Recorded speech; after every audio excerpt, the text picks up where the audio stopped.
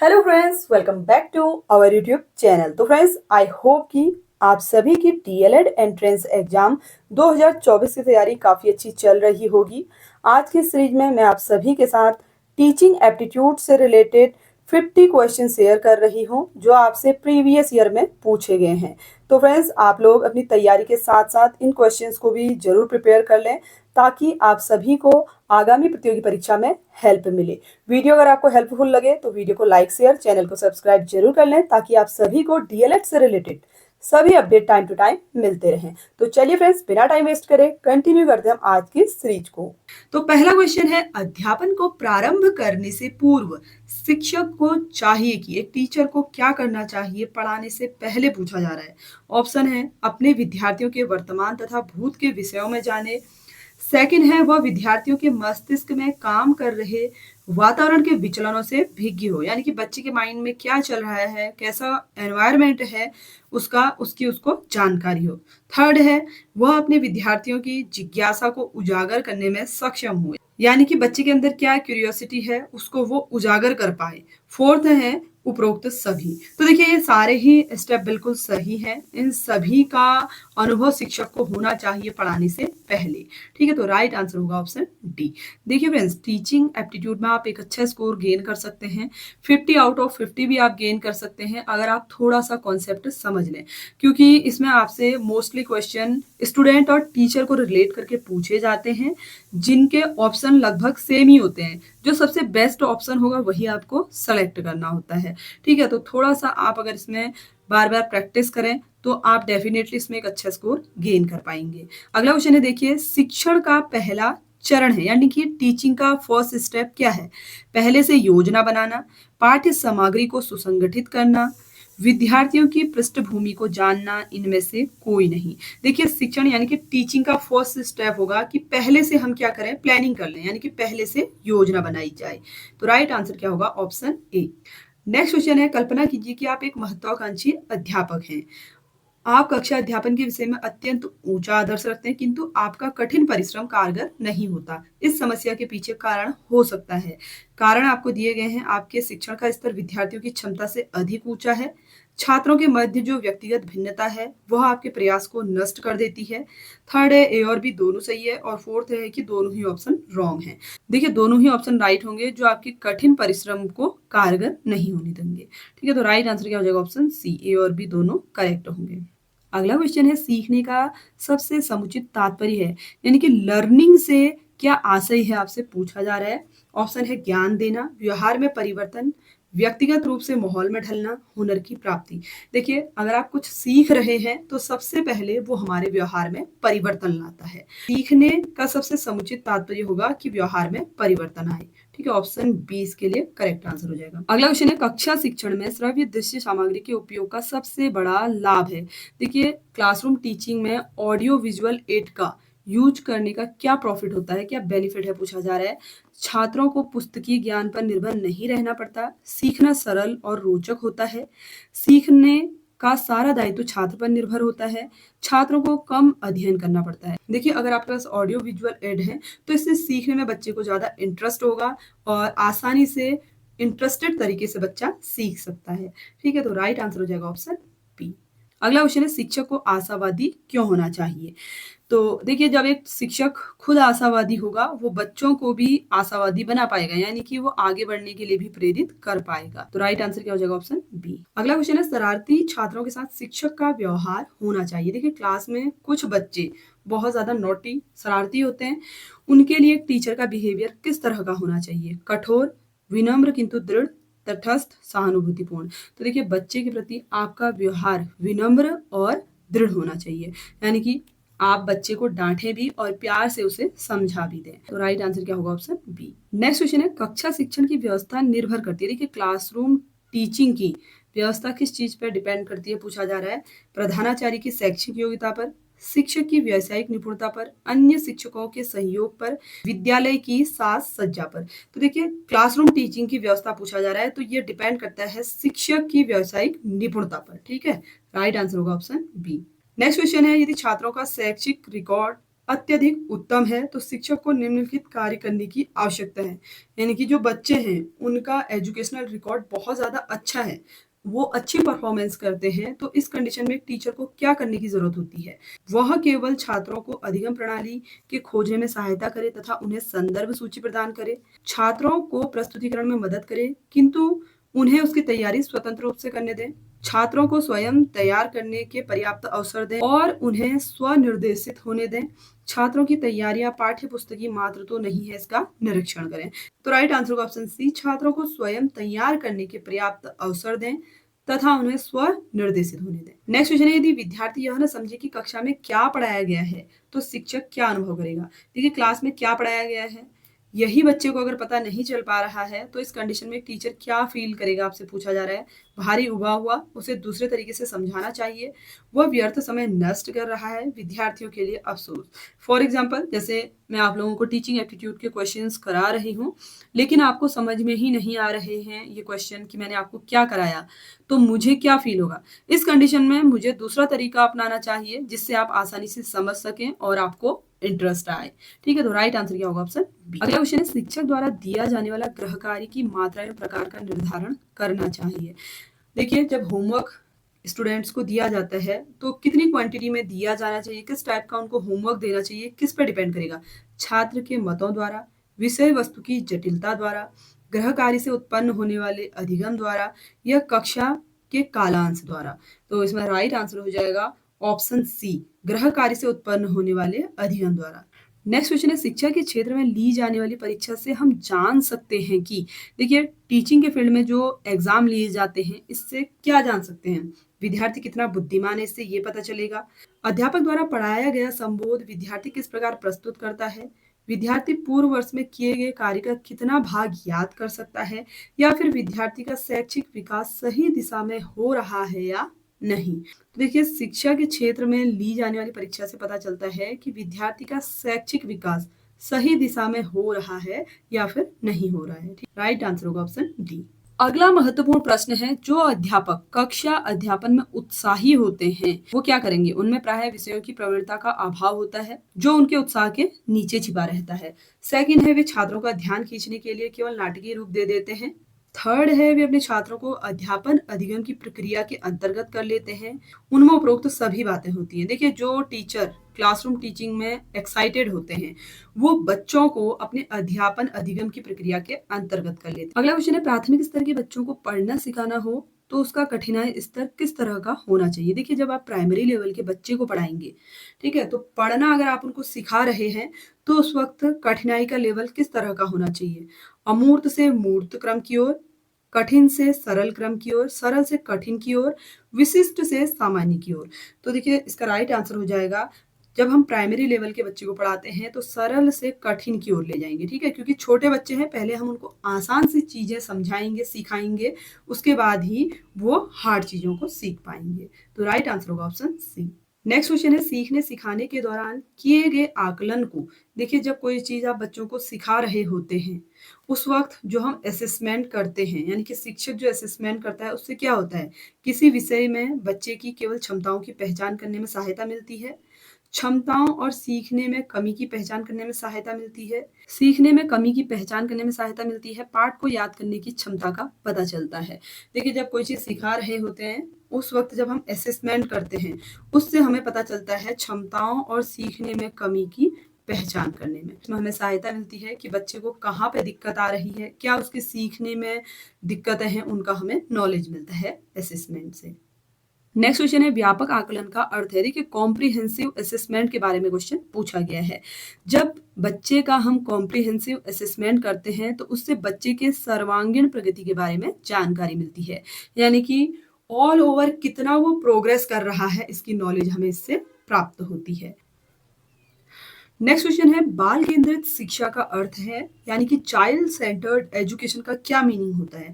देखिए इस शब्द से ही आप समझ सकते हैं, बाल केंद्रित मतलब बच्चे पे केंद्रित करके शिक्षा देना, यानी कि बच्चे पर फोकस करना है। तो इसका मतलब होता है कि बच्चे के अनुभवों, उनके स्वरों और उनकी सक्रिय सहभागिता को प्राथमिकता देना, मतलब कि मेन प्राथमिकता बच्चे को दी जाए। तो राइट आंसर क्या हो जाएगा? Option B. नेक्स्ट क्वेश्चन है, बच्चों में पारस्परिक तुलना कभी नहीं करनी चाहिए, क्योंकि पारस्परिक तुलना से बच्चों में, देखिए बच्चे जो होते हैं बहुत ज्यादा इनोसेंट होते हैं, अगर आप उनके बीच में कंपेयर करेंगे तो उनके मन में क्या होगा, एक तो हीन भावना जागृत होगी, दूसरा द्वेष की भावना जागृत होगी। ठीक है, आत्मविश्वास में वृद्धि तो हो ही नहीं सकती, इससे उनका आत्मविश्वास और भी क्या होगा, कम होगा, डाउन होगा। एक और दो हुआ। ठीक है, पारस्परिक कंपेयर जब हम करते हैं बच्चों में तो उनके मन में हीन भावना और द्वेष की भावना जागृत होती है। नेक्स्ट क्वेश्चन है, सृजनात्मक बच्चे की विशेषताएं हैं। देखिए क्रिएटिव बच्चों की क्या कैरेक्टरिस्टिक होते हैं पूछा जा रहा है। विचार और कार्य में मौलिकता का प्रदर्शन, बिल्कुल सही है। सेकंड है, समस्याओं के प्रति उच्च स्तर की संवेदना, ये भी सही है। और थर्ड दिया गया है, सोचने विचारने का नवाचारी तरीका, ये भी सही है। तो तीनों ही ऑप्शन करेक्ट होंगे। ठीक है, ऑप्शन डी राइट आंसर होगा। अगला महत्वपूर्ण प्रश्न है, कक्ष में बच्चों की धारण दर बनाए रखने के लिए क्या जरूरी है। देखिए बच्चों में एक कंटिन्यूटी बनाए रखने के लिए क्लासरूम टीचिंग में क्या जरूरी है, आपसे पूछा जा रहा है। देखिए क्लासरूम टीचिंग में बच्चों की पढ़ाई के प्रति कंटिन्यूटी बनाए रखने के लिए जरूरी है कि उनके इंटरेस्ट के अकॉर्डिंग, यानी कि बच्चों की जो रुचि है उसके अनुरूप शिक्षण कराया जाए। ठीक है, तो राइट आंसर हो जाएगा ऑप्शन सी। अगला क्वेश्चन है, वही व्यक्ति अच्छा शिक्षक बन सकता है, यानी कि एक बेस्ट टीचर कौन बनेगा, जिसकी क्या हो, शिक्षण में रुचि हो, यानी कि टीचिंग में अगर इंटरेस्ट है और अपने सब्जेक्ट में वो क्या हो, बिल्कुल कॉन्फिडेंट हो, उसको सारा नॉलेज हो अपने सब्जेक्ट का, वही सबसे अच्छा शिक्षक बन सकता है। ठीक है, तो राइट आंसर होगा ऑप्शन सी। नेक्स्ट क्वेश्चन है, कक्ष में जरूरी है कि शिक्षक, देखिए क्लासरूम में क्या जरूरी है पूछा जा रहा है, तो कक्षा में बच्चों को प्रश्न करने के अवसर दें। देखिए क्वेश्चनिंग करने की आदत अगर बच्चे में है तो वो और ज्यादा एक्टिव रहता है क्लास में। ठीक है, तो इसीलिए जरूरी है कि एक क्लास में शिक्षक को बच्चों को प्रश्न करने के अवसर देने चाहिए। नेक्स्ट क्वेश्चन है, मौखिक प्रश्न पूछकर हम बच्चों की किन किन क्षमताओं को जान सकते हैं।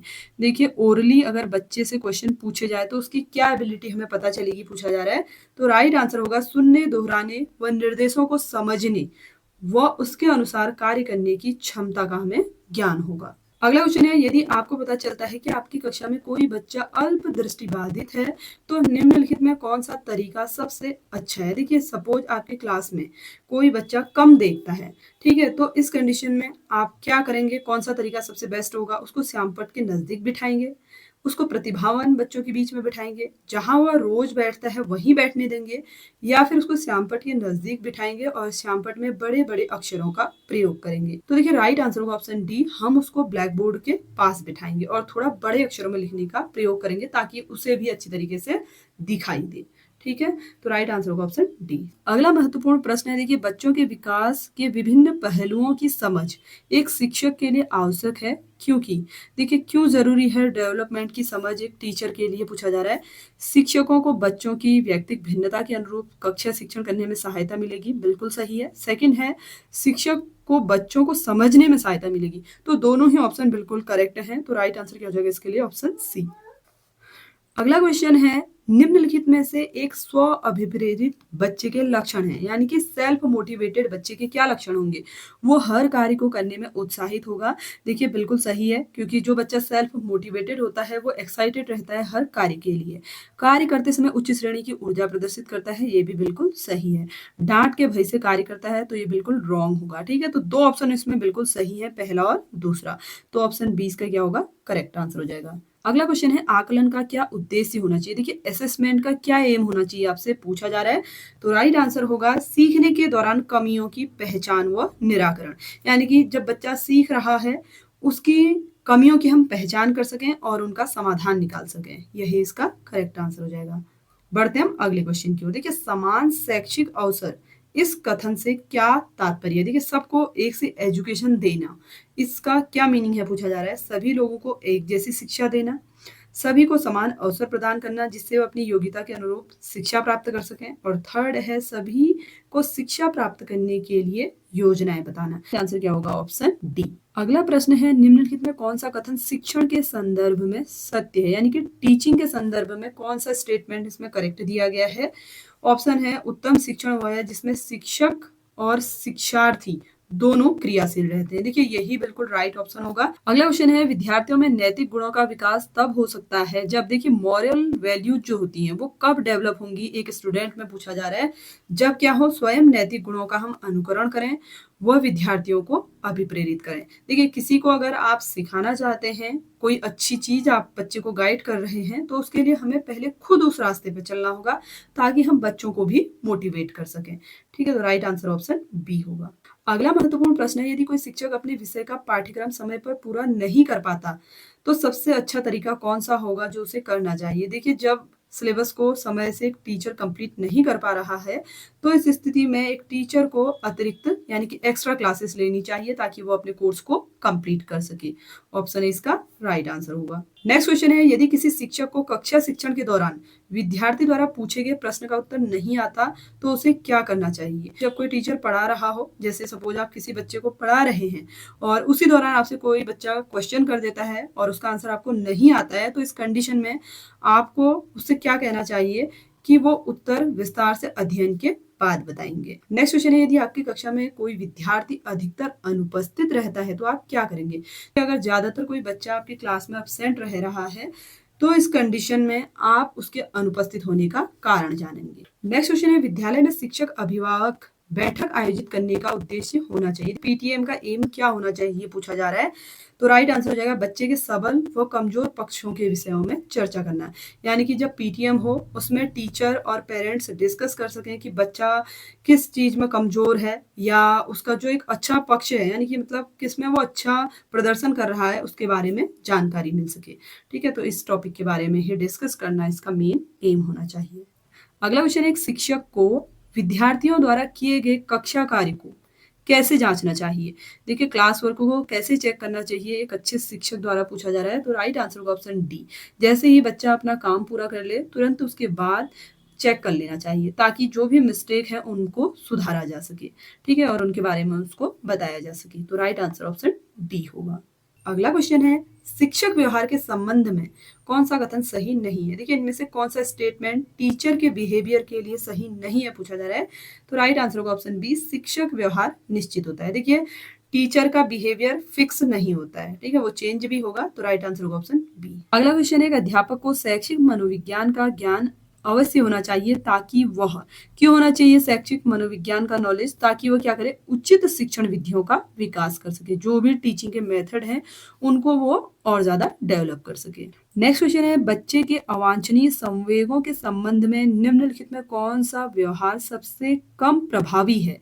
देखिए, सबसे कम प्रभावी होगा इनमें से बच्चे को दंड देना तथा कहना कि वह ऐसा कार्य दोबारा ना करे जो अच्छा नहीं है। अगला महत्वपूर्ण प्रश्न है, निम्नलिखित में कौन सा कथन गृह कार्य के संबंध में सर्वाधिक उपयुक्त है?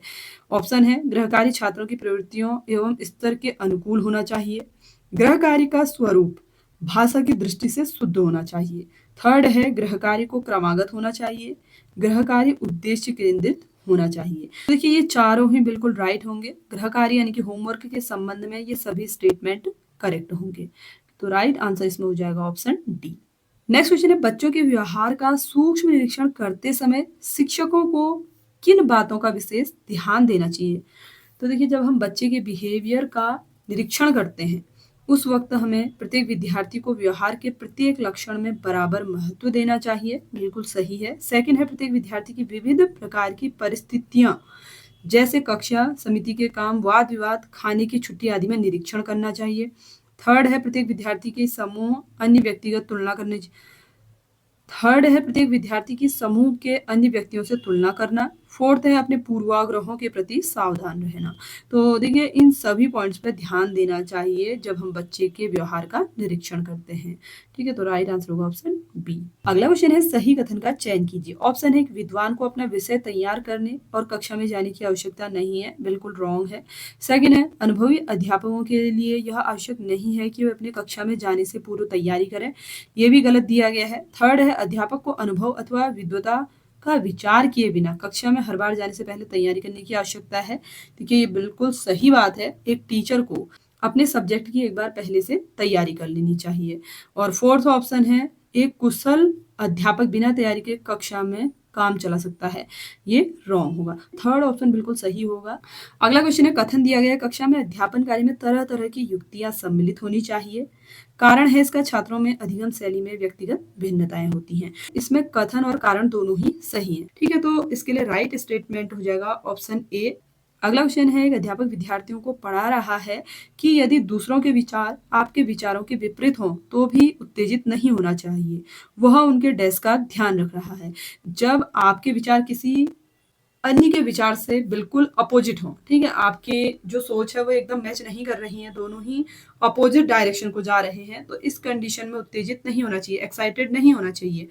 तो इससे वो छात्रों के भावात्मक विकास यानी कि जो उनका इमोशनल डेवलपमेंट है उस पर ध्यान दे रहा है, उस पर फोकस कर रहा है, ठीक है। इमोशनली आप एकदम से एग्रेसिव भी ना हो और एक्साइटेड भी ना हो, इस बात का वो ध्यान दे रहा है, ठीक है। तो राइट आंसर क्या होगा? Option B. अगला क्वेश्चन है, शिक्षक छात्रों में समस्या सुलझाने तथा तार्किक योग्यताओं का विकास निम्नलिखित के द्वारा कर सकते हैं। तो किसके द्वारा वो लॉजिकल और उनका प्रॉब्लम सॉल्विंग एबिलिटीज का डेवलपमेंट कर सकते हैं, पूछा जा रहा है। तो राइट आंसर क्या हो जाएगा? ऑप्शन सी, प्रश्न पूछते समय अगर मगर दृष्टिकोण पर बल देना। अगला क्वेश्चन है, बालकों को परिश्रम करने के लिए प्रेरित करने का सर्वोत्तम उपाय है। देखिए, हार्ड वर्क करने के लिए हम बच्चों को प्रेरित कैसे कर सकते हैं, कैसे मोटिवेट कर सकते हैं? तो इसके लिए जरूरी है जब हम खुद हार्ड वर्क करेंगे तो उसको देखकर बच्चे भी सेल्फ मोटिवेट हो जाएंगे, ठीक है। तो राइट आंसर होगा ऑप्शन ए। अगला क्वेश्चन है कि शिक्षण में छात्रों की सर्वाधिक भागीदारी संभव है। देखिए, आपसे पूछा जा रहा है कि सबसे ज्यादा बच्चे पार्टिसिपेट कब करेंगे टीचिंग में? व्याख्यान विधि में, चर्चा विधि में, पुस्तक विधि में, श्रव्य दृश्य सामग्री द्वारा। तो देखिए, राइट आंसर होगा चर्चा विधि द्वारा। जब हम डिस्कशन करते हैं उसमें ज्यादा से ज्यादा बच्चे पार्टिसिपेट कर सकते हैं, ठीक है। तो ग्रुप डिस्कशन सबसे बेस्ट होगा। नेक्स्ट क्वेश्चन है, शिक्षक होने के नाते आप अपने छात्रों से कैसा संबंध रखना चाहते हैं? देखिए, एक टीचर होने के नाते आपका अपने स्टूडेंट के प्रति फ्रेंडली बिहेवियर होना चाहिए ताकि बच्चा आपसे शेयर भी कर सके और आपसे कुछ भी पूछने में हिचके ना। तो राइट आंसर होगा ऑप्शन ए। अगला क्वेश्चन है, यदि पीछे बैठने वाले छात्र सदैव बातचीत में व्यस्त रहते हो तो अध्यापक को चाहिए कि वह, देखिए जनरली आपने भी नोटिस किया होगा, क्लास में अक्सर पीछे बैठने वाले बच्चे बहुत ज्यादा बातें करते हैं। तो इस कंडीशन में टीचर को क्या करना चाहिए? उन्हें जो कुछ वो कर रहे हैं करने दें। देखिए, ऐसा नहीं हो सकता, इससे सबको डिस्टर्ब होगा।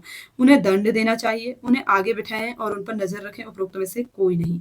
तो एक टीचर को इस कंडीशन में उन बच्चों को आगे बिठाना चाहिए जो पीछे गॉसिप कर रहे हैं, यानी कि जो बातें कर रहे हैं, हमेशा बातचीत में व्यस्त हैं, उनको आगे बैठाना चाहिए और उन पर ध्यान रखना चाहिए।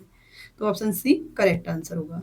अगला क्वेश्चन है, अधिकांश छात्र उन शिक्षकों से पढ़ने के लिए इच्छुक होते हैं जो कि मोस्टली जो स्टूडेंट हैं ऐसे टीचर से पढ़ना पसंद करते हैं जो उनकी समस्याएं हल करने में रुचि रखते हैं। जैसे बच्चे की कोई प्रॉब्लम है, कोई क्वेश्चन उसे नहीं आ रहा है, उसका आंसर अगर टीचर देता है तो बच्चे उनसे पढ़ने के लिए इंटरेस्टेड रहते हैं। नेक्स्ट और आज के टीचिंग एप्टीट्यूड का लास्ट क्वेश्चन है, विद्यार्थी अध्यापक का सर्वाधिक आदर करेंगे यदि। देखिए, बच्चे कब एक टीचर की सबसे ज्यादा रिस्पेक्ट करेंगे?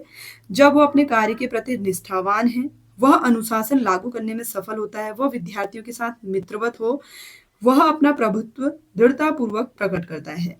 तो सबसे ज्यादा रिस्पेक्ट करेंगे एक टीचर की जब वह अपने कार्य के प्रति निष्ठावान हो। ऑप्शन इसका राइट आंसर होगा। तो फ्रेंड्स, आई होप कि आज की सीरीज के सभी क्वेश्चन आपके लिए काफी यूजफुल रहे होंगे। पीडीएफ का लिंक आपको हमारे टेलीग्राम चैनल पर मिल जाएगा, तो वहां से आप इसका कंप्लीट पीडीएफ डाउनलोड कर सकते हैं। वीडियो अगर आपको नॉलेजेबल लगी हो तो वीडियो को लाइक शेयर, चैनल को सब्सक्राइब जरूर कर लें। Thanks for watching.